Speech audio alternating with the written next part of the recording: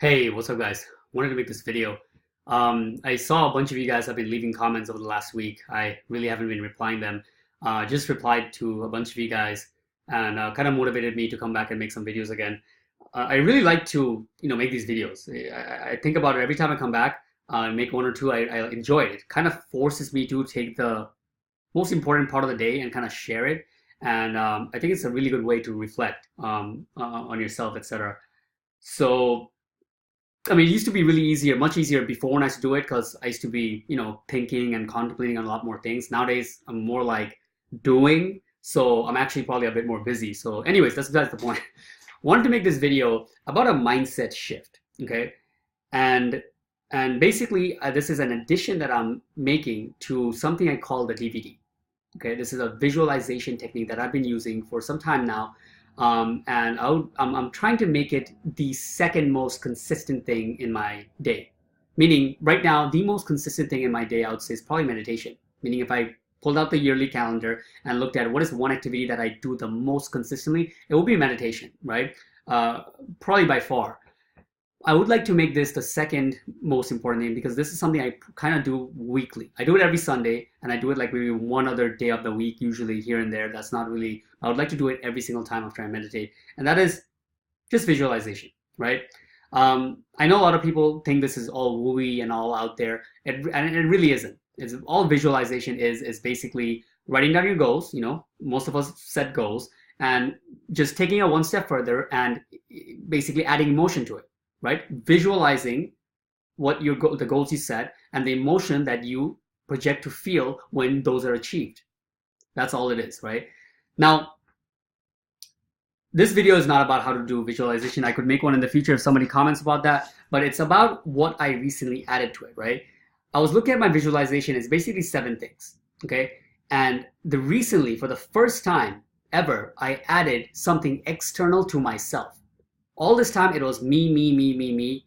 And for the first time, it's somebody else that is put in there. So let me explain a little bit of background just so you guys understand what this looks like. So let's say, for example, on top of my head, let's say one of my goals is to buy your mom, my mom, a house. Let's say one of your goals is to live in Thailand, right, or any other country, state. And let's say one of your goals is to buy a dream car. In your visualization, one of the ways it could flow is, let's say you're visualizing yourself walking down the steps. That implies it's a 2-story house, so it's pretty big, whatever. You come down and let's say you see your mom cooking breakfast. She's happy. You get the feeling that she owns that place. From the corner of your eyes, you see your car is parked, your dream car. You get the point, right? It's visualizing a perfect day where your main goals are present, right? Exactly the way you would like to see it. Now, I have this set. I have this basically like puzzles, right? That I, took stuff out, add this stuff in for a long time, and basically I have this like visualization that I perfected. The most recent thing, what I added to it, is my clients. For the first time in my visualization, there's a scene where I'm checking my phone, checking my computer, and I see emails, some comments, and actually a video playing of my client saying how much leads they're getting. It's going off the hook. They're expanding rapidly, and they're just super happy. Another of my clients saying similar stuff, and they're just like high-fiving me. And this is like video. In my visualization, just like video them just like talking as if like they're on a Skype conversation, but I'm just like watching them. But the whole point is, this is what I added. Okay. If you're watching this, you might be thinking, what the hell is this guy talking about? What is this?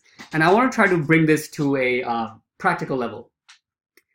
Do this exercise, guys. We're always talking about this digital automation and everything like that. It's great. We all want to scale. We get it. But take pen and paper. I don't know if you can hear that. There's a super loud bee up on the ceiling. Take a pen and paper and write down your clients' names. Right? They're just their business names. In pen and paper, write down your clients' names. Okay?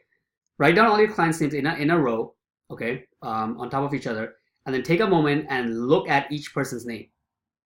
You'll instantly realize that as soon as you switch names and you look at each new client, you're going down, each of them have a tremendous story. Some of them, you have to do so much stuff, contact them back, get them on the phone. The way you convince them is completely unique than your normal strategy, whatever it is. And then you finally close them, and then how it's going now. And that all that emotion that you went through is like summed up when you sort of like a glimpse of it is summed up when you look at their name. It's very interesting. Some of them you look at, you get an empty feeling because they make you feel bad. Maybe sometimes they give you a hard time. Maybe sometimes, you have to kind of like go over the top to show that you're providing value. Whatever it is, you'd get that. What this basically points to you is that that whole automation side is great, but especially when you're starting out, this is real. These are people who are, every new client we get, it kind of changes our life, right? These are people who are giving us opportunities. They add more leverage. The next 2 clients that I would get, it would somewhat make a difference. I'll be able to invest in certain things I probably wasn't able to before them. I'll be able to maneuver certain ways that I wasn't able to do before them, right? Point is, these are real stories that we're creating. Okay? These are real times we're going through. And if you stop fighting that, which I feel like the industry as a whole sets it up like that, it will make it a lot easier to a lot of times take in the anomalies, meaning that if things doesn't go your way, certain people are asking more questions, certain people are going deviating. It will allow you to open up more and take in more quote unquote stress or whatever by not fighting it so much.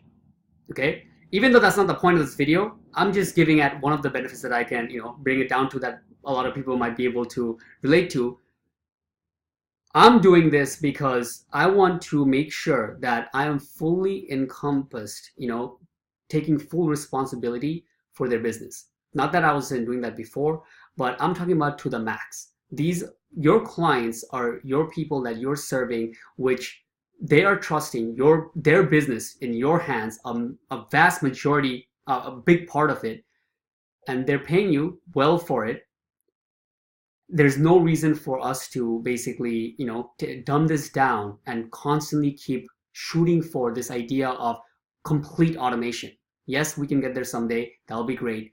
But don't think you have to be a prisoner to that idea, because it could backfire. It could harm you. It could make you more miserable and still having to do things that you'd have to probably do anyways to keep them on, etc. Work towards automation, systematic scaling, all that stuff, but at the same time, have that appreciation.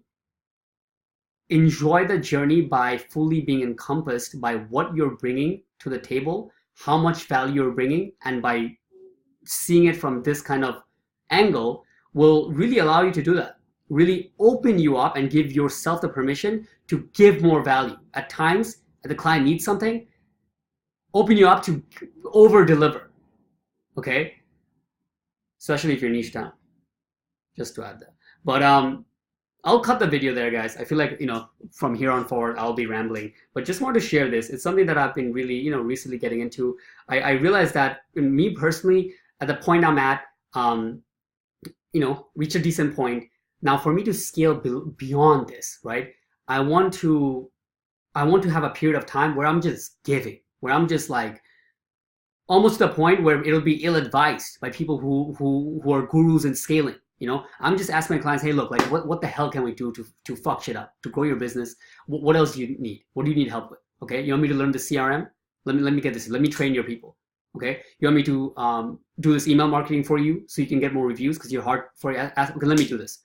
A lot of the stuff for me especially is, like I said, if you niche down, you can make those products later, right? So it's not for nothing, but especially if it's things that you can make productized later on.